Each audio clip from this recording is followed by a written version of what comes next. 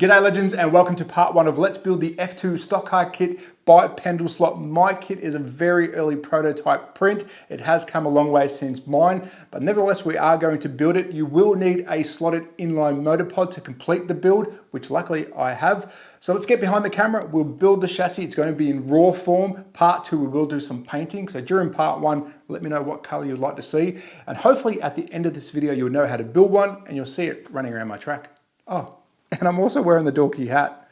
Thanks, Pendle Slot.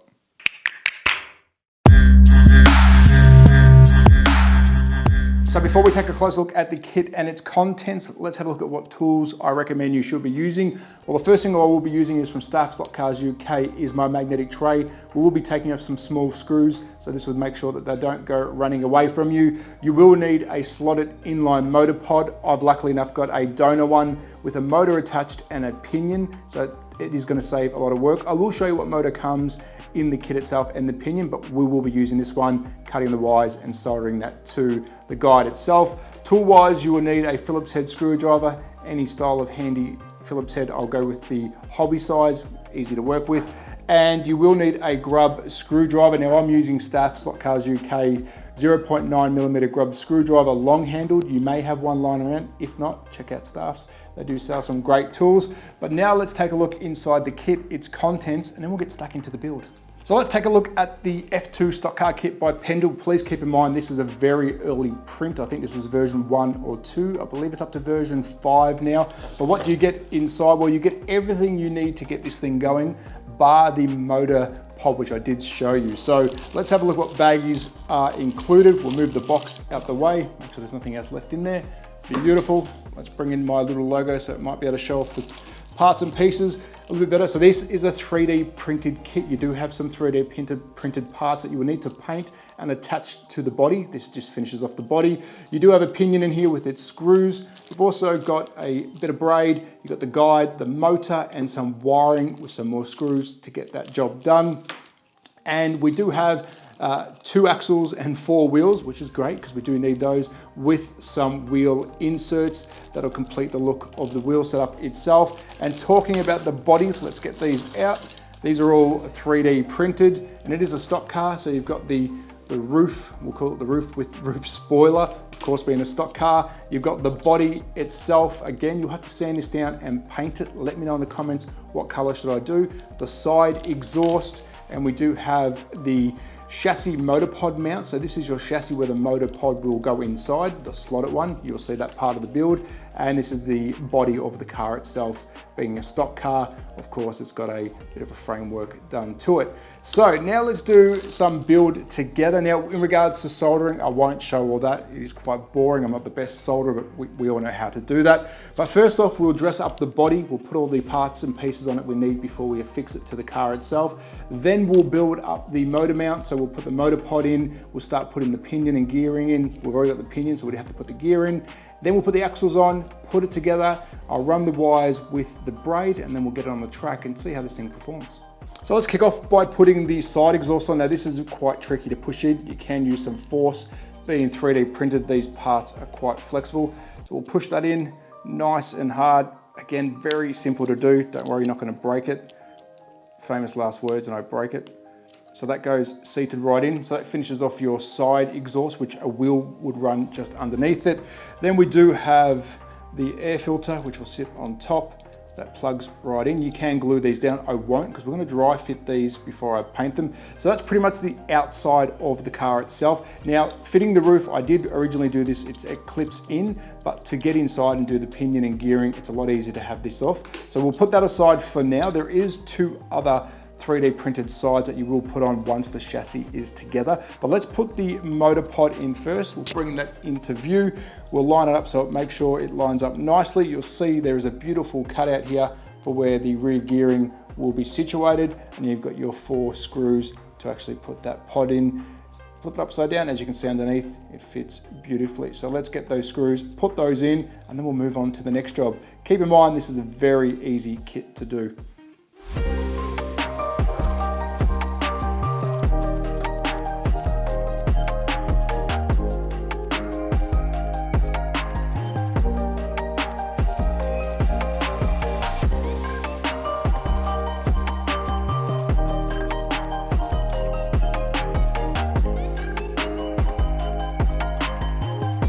And there you have it, all 4 screws are in. You can see that it's nicely lined up. You can move it up and down, there's a bit of play, but that was as simple as that. So now let's move on to fitting the axle in with the rear gear, and then we'll move on to the front axle, and then we'll finish off the body itself. So the motor pod is affixed to the chassis 4 screws only. There is a little bit of play up and down, so if you haven't lined it up properly, you can move it a little bit up and down. But before we go on further to building up the body itself, I will be snipping these wires and fitting on the braid and guide. I am skipping a few steps here. You do get a motor that is provided in the kit itself. Of course, I'm not using that because I do have my slotted with the metal pinion. If you don't have one that's already fixed, well, all you'll be doing is taking your pinion off, sliding it in. You'll be using the wire that is provided in the bag itself. You'll cut that in half, solder onto your negative and positives. As you can see, I've already got that done here, snipping it to your length and then fitting the guide. Now, when it comes to the guide, it has got a screw, and I'll show you once it's completed. It does screw from underneath, but you will have to feed through the braid that they've provided, cutting that in half and then choosing your desired length, which I'll show you that once I'm finished. And you do have these little brass pins that then follow in the braid itself to hold it in place.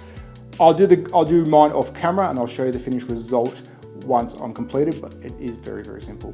So off camera, I have snipped the wires to suit. I have put some braid through. I fitted the guide. As you can see, there is a screw. Don't do it too tight, otherwise you won't have any movement from the guide itself. Now with the braid itself, all you do is simply feed some of the wire into the brass pin. You clamp that down, then push it through the desired hole, which will now hold it all together. And then I'll feed these under the front axle, which will keep the wires in place. So now we can build the rest of the chassis up and then get it onto my track.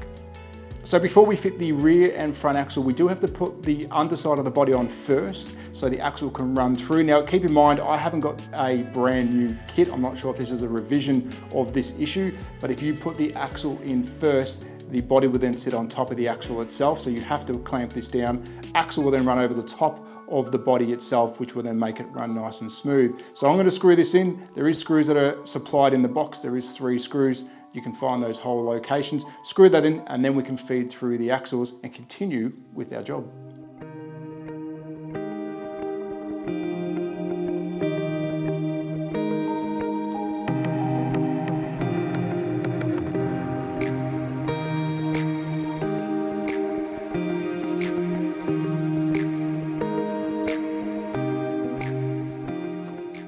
So the bottom half of the body is on. Now, if I show you here, you can see with the axle hole, if I put the axle on before I put the bottom half of the body on, this will be sitting on top of the axle itself, which you don't want that, of course. It will cause friction and it'll make the body sit high. Now, if this is part of a revision on a newer kit, I'm not too sure, but we simply feed that through up and over the braid wires themselves, which I'll talk about those in a tick, and we simply get our 0.9 grub screwdriver and put on the second wheel. Now to set these up properly, of course, you need the body on, you need a setup block to make sure it's nice and snug and it fits well, but it's as simply as using your screwdriver, your 0.9, and tightening that up. Now if you can't find the grub screw, it will be attached to the wheel. If not, it'll be in the bag somewhere. Talking about the wire itself that's running directly to the guide. Now this is another issue I've found. The body itself again sits on top of the guide wire. Yes, you can feed it up, over and under, but then you'll be touching the axle itself, which I didn't want to do that. So I've pulled enough wire through so the guide spins freely. And of course, I'm not sure if this is part of a revision in the newer models or I'm building it completely wrong. I'm going with no instructions here, but this is the best way for me to build this kit. Now let's put the rear axle on. There's only one major difference with the rear axle. We're going to put in the gearing itself and then mesh it, and then we put the last wheel on, and then we're pretty much good to go. So let's do that and we'll put it onto the track and see how this thing rock and rolls.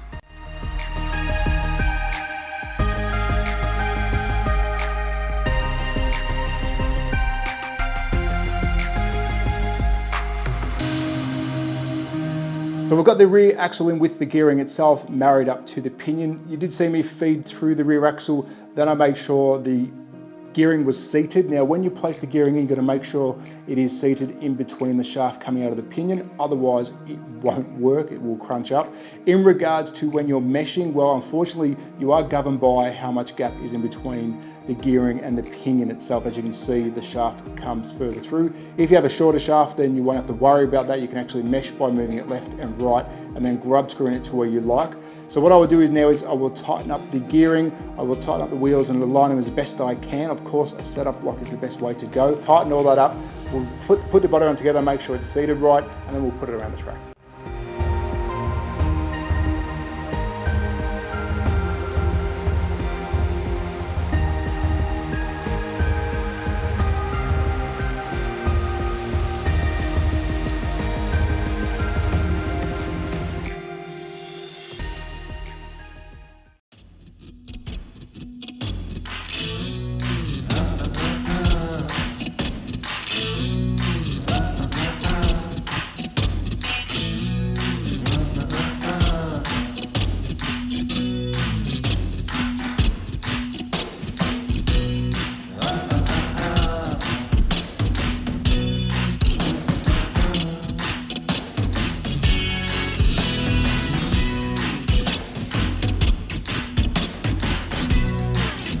So let's get the stock car around the track. I'll turn on my axle box.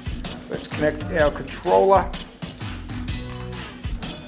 And let's give this a run. Let's quickly check the brake, make sure we're good to go. Tires look good. And let's go for a rock and roll around the track. So now I have the slotted motor, so it is a bit more punchy than the stock. As you can see, it gets up and boogies around the track quite well. Very skinny tires, but these are cool. Whoa. Now this is running no magnets whatsoever, but it is a good little performer. Come around the last corner, see if I can get it sideways. Oh! Very well balanced. Now I could probably adjust the rear axle a bit. It's a little bit wide on one side. And, oh, we're back on, yeah, look at that. Lucky for the rail. Let's go one more hot lap.